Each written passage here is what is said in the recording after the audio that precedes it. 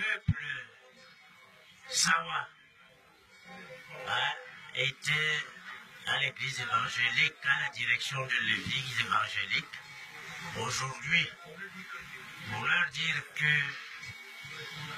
qu'il n'est pas d'accord sur ce qui s'est passé à Ngaoundéré concernant le choix de leur président. Parce que cette église-là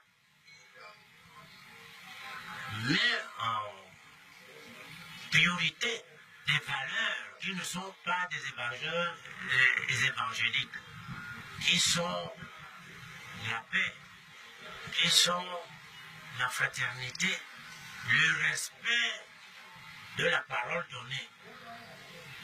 Ils ont dit que après le président Batoumène, c'est un président Sawa qui prendra la place.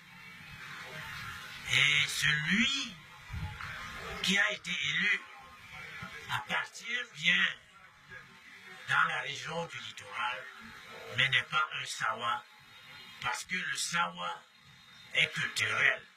Le Sawa est coutumier.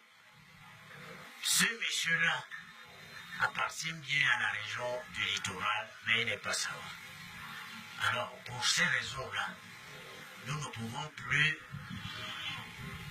rester avec l'église évangélique. Nous sommes donc allés tout à l'heure, comme je vous le disais, faire le schisme, demander la séparation entre l'église et le Sawa, qui était une composante sociologique importante dans cette église.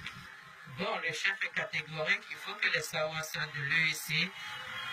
Après la sortie, qu'est-ce qu'il faut faire? Est-ce qu'il y a des résolutions? Mais je pense qu'actuellement, l'heure est à la négociation.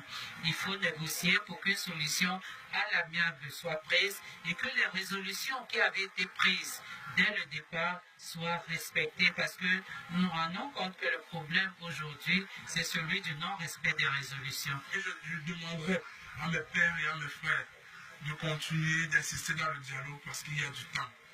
L'homme est fait du temps, le bon Dieu est là pour nous, il nous écoute à tout bout de champ, à tout moment.